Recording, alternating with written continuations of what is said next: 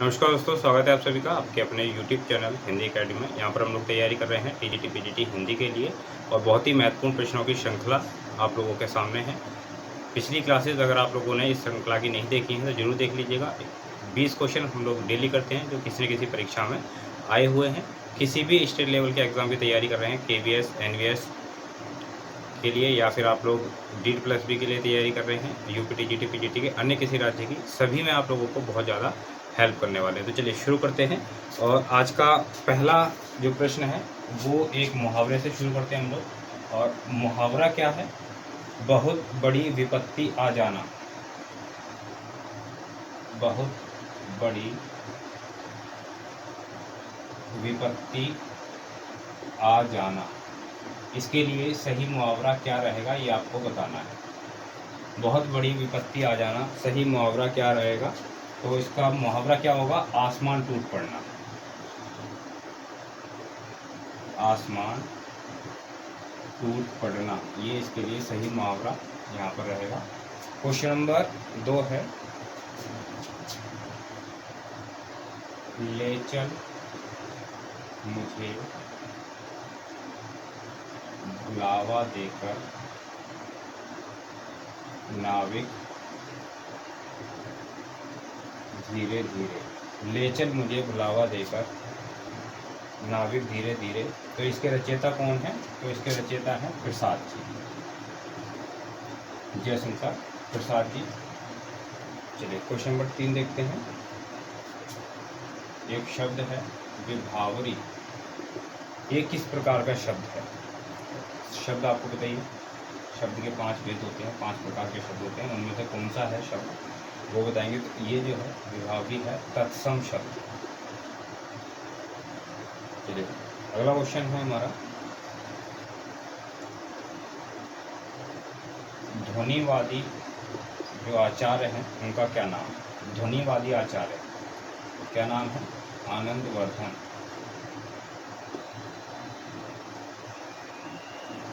अगला क्वेश्चन देखेंगे हम लोग, सौमित्र पूछा गया है किसके लिए प्रयोग किया जाता है? सौमित्र जो है किसके लिए प्रयोग किया जाता है? तो ये किया जाता है लक्ष्मण के लिए। अगला क्वेश्चन,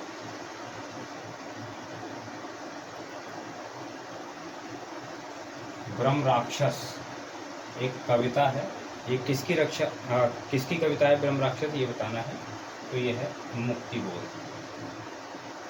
मुक्तिबोध की सभी कविताएं बहुत महत्वपूर्ण है, आप सारी की सारी कविताएं इनकी देख लीजिएगा। अगली रचना है हरी घास पर क्षण भर। हरी घास पर क्षण भर, ये किसकी रचना है ये आपको बताना है। तो ये किसकी रचना है? अज्ञे जी की। हरी घास पर क्षण भर किसकी रचना है? अज्ञे जी की रचना है। चलिए आगे देखते हैं, धर्मवीर भारती किस सप्तक के कवि हैं? धर्मवीर भारती किस सप्तक के कवि हैं? तो दूसरा सप्तक। चारों सप्तक के जो कवि हैं वो आप लोगों को टिप्स पर याद होने चाहिए। एक क्वेश्चन हमेशा पूछने की संभावना यहाँ से रहती है। अगला क्वेश्चन पूछा है तार सप्तक। तार सप्तक का समय क्या था? तो तार सप्तक का समय था 1943 ईस्वी। क्वेश्चन नंबर 10 देखेंगे, रचना है कामायनी। आपको बताना है किस प्रकार का काव्य है। कामायनी जो है वो किस प्रकार का काव्य है? तो ये क्या है? एक महाकाव्य है। और कमेंट में आप लोग मुझे बताएं ये किसकी रचना है। क्वेश्चन नंबर 11 देखेंगे,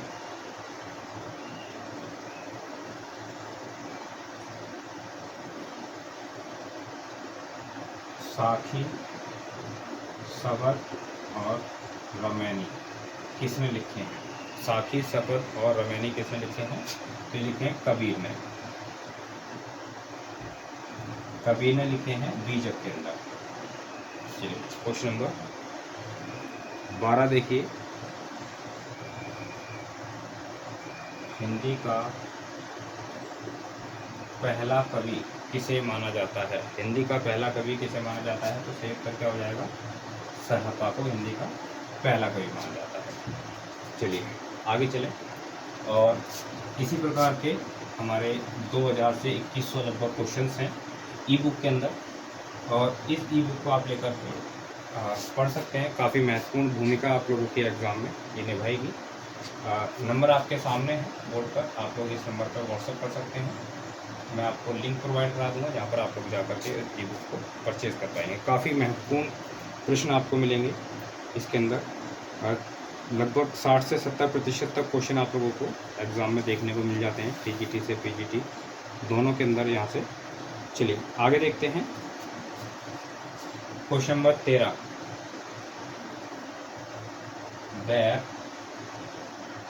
क्रोध का अचार या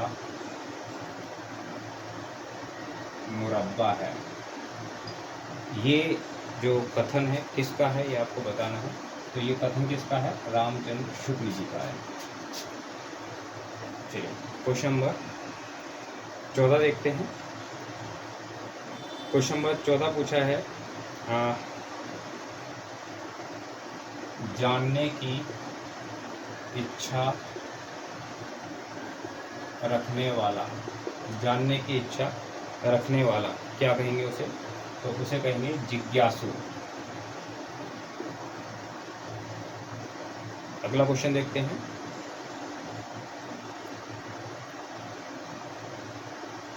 घुमक्कड़ शास्त्र किसकी रचना है? घुमक्कड़ शास्त्र किसकी रचना है? तो ये है राहुल सांकृत्यायन। घुमक्कड़ शास्त्र है राहुल सांकृत्यायन की रचना।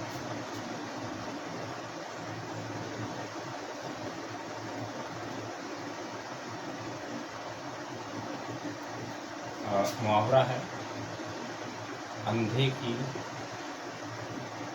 लकड़ी होना।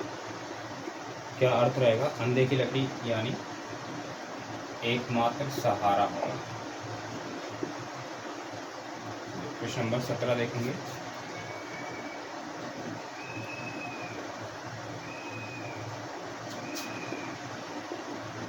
बिना नुकसान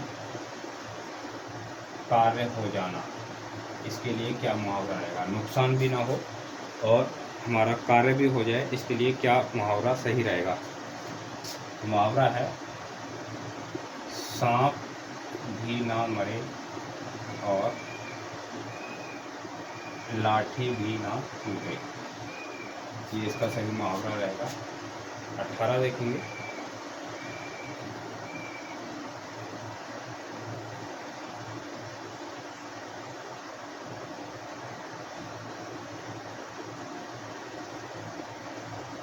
संचारी भावों की संख्या कितनी मानी गई है? तो संचारी भाव कितने माने गए हैं? 33 संचारी भाव माने गए हैं।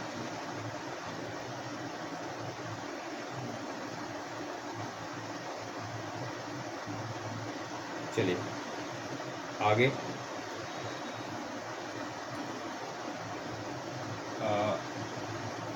हरि शंकर परसाई किस प्रकार के लेखक हैं ये आपको बताना है। हरिशंकर परसाई किस प्रकार के लेखक हैं?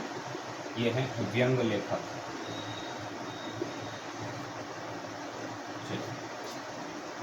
आज की क्लास का हमारा आखिरी और काफ़ी महत्वपूर्ण प्रश्न है,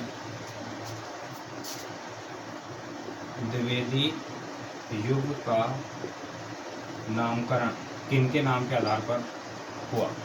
द्विवेदी युग का जो नामकरण है वो किसके नाम के आधार पर हुआ है? तो वो हुआ है महावीर प्रसाद द्विवेदी। बहुत से जो साथी हैं वो समझते हैं उत्तर में हमेशा हजारी प्रसाद द्विवेदी आपको ऑप्शन में जरूर मिलेगा, लेकिन सही उत्तर क्या रहेगा इसका? महावीर प्रसाद द्विवेदी। तो आज के 20 प्रश्न हमारे यहीं पर समाप्त होते हैं। आशा करता हूँ आप लोगों को ये प्रश्न पसंद आए होंगे।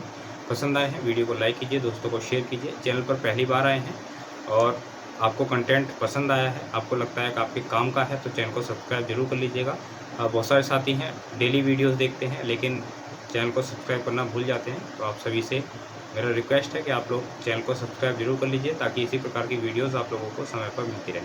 तो चलिए फिर हम लोग मिलते हैं अगली क्लास में इसी प्रकार की और भी महत्वपूर्ण प्रश्नों के साथ में। बहुत बहुत धन्यवाद आप सभी साथियों का।